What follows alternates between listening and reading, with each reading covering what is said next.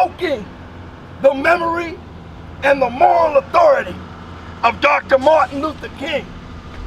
And think how Dr. King would have felt if he'd have known that someone who was supposed to be so special and break the ceiling went ahead and said, I'm going to extend the war. I'm going to send more troops to war, but I've got no jobs program. I got money to bail out the banks. Endless money. Endless money. I got endless money for war, but I got no money to put the 20 to 30 million unemployed and underemployed people. I think Dr. King and every freedom fighter would be deeply disturbed, but that's okay. There's no need to be disturbed. What we need to do is get organized.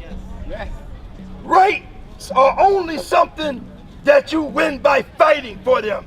They're not handed to you. And greedy bankers and the politicians who listen to them are not going to give us anything. So we're going to be back here. We're going to be back here in the spring, perhaps before the spring. But now, homeless people, unemployed people, working people, we may have been suffering and crying and moaning and groaning, but we're past that. We're getting organized. Our numbers are growing. Jobs have been lost since January 07. 12 to 14 million. That's a lot more than they report. In fact, last month they claimed 190,000 jobs were lost. It was 817,000. They claim that 263,000 was lost in September. Over 1 million jobs were lost in September. How'd they do that? Playing games with numbers. In September, they didn't choose to count 571,000 people that they took out of the employed, but didn't put into the unemployed list. They just sort of disappeared. If you go to the BLS website, you look at the numbers, you'll see that this is a catastrophe, and the layoffs, the job losses are not decreasing, they've actually been increasing. We have a crisis, and the money can't go to the military, can't go to the banks, it has to go to the people, it has to go to jobs. This is a crisis that cannot be avoided. We are going to be out in the street. This summit's a talk shop. It ain't going to do anything. We need people to understand that this crisis, what they're claiming, the recession is over, hell no, the depression is getting worse. And people need to know this. If you look at the real numbers will scare you. And you and us who work for the cities and the states know that when people are unemployed, there's no taxes and there's no jobs. And you see that all across the country. Hundreds of thousands of people laid off. You saw 40,000 teachers in California laid off. At the same time, they give $12 trillion to the banks. That is a theft that we must fight. We have a right to a job. A tiny, tiny fraction of that 12 trillion could have employed every single unemployed person in this country at a decent wage and had money left over for health care, have money left over for education, had money left over for housing, but they chose only to pay off their friends. So, as I said, I'm a city worker. I'm actually a member of the New York City Central Labor Council, delegate from my union. Thank you. Money for jobs, not for war. Money for jobs, not for war. Money for health care, not for war. Money for health care, not for war. Money for everything that will benefit poor and working people. Right on, brother. Not for war. Everybody out here has been telling the truth. I'll just add to what everyone else has been saying. But we have to understand, among other things, is that if we come here to Washington, D.C. to talk about this fake summit in here and get us something concrete, is that we are dealing with a worldwide system of capitalism and exploitation. When you come to Washington, D.C., let's get that straight. You coming to the capital of international imperialism, the capital of exploitation of working and poor people all over the world. I'm a veteran of the United Auto Workers. I'm a retired auto worker. The auto industry, the industry I retired from, had taken a major hit in this country. And you notice when the right-wingers went on the offense, their main target was the auto industry.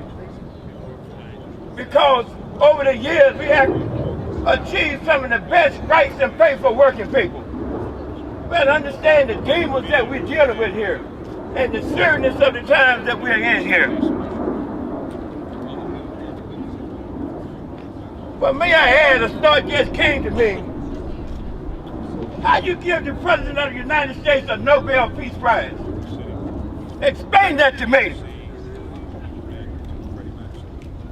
When through his orders, and the orders of his predecessor, George Bush, millions of people are being killed in these wars while we got massive unemployment in the United States.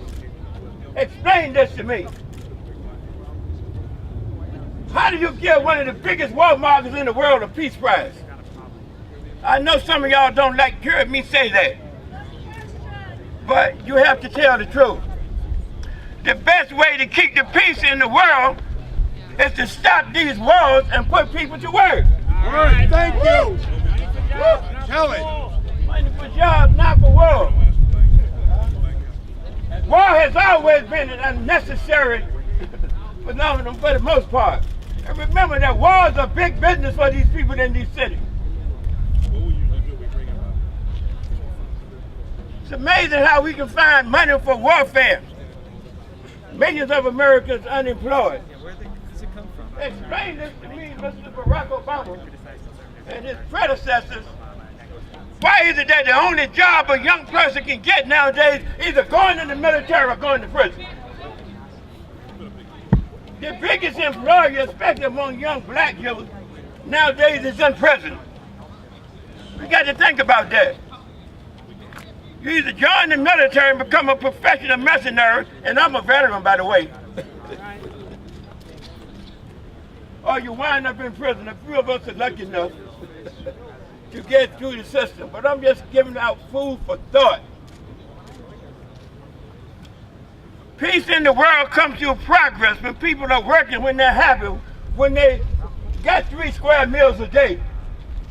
But you don't have to go out here and knock somebody in the head, take some other working person's money. But they create this kind of situation in this city that literally destroys working people not only in the United States but worldwide. Creating jobs for who? How many wars do we need to create more jobs? It's endless, my friend. The country has been in war ever since World War II, small wars and big wars. But we have to reach a kind of system here, or develop a kind of system here where people can be fully employed without having to go to war or be the victim of what the last president, Dwight Eisenhower, called the development of the military-industrial complex. Barack Obama swore up and down that he was going to end these wars before he got elected, and like all politicians, don't believe a damn thing they say. He escalated the war outside because war is big business, and we have to understand that and confront it in such a way. So we have to emphasize to the unions assembled inside the White House today, and whoever else is at this summit, that we need money for jobs, not warfare. With the amount of money that they spend on these wars, you could have universal health care for every American. Thank you. With the amount of money they spend on these wars, everyone could get a free education all the way up to the university level. Thank you. Just food for thought.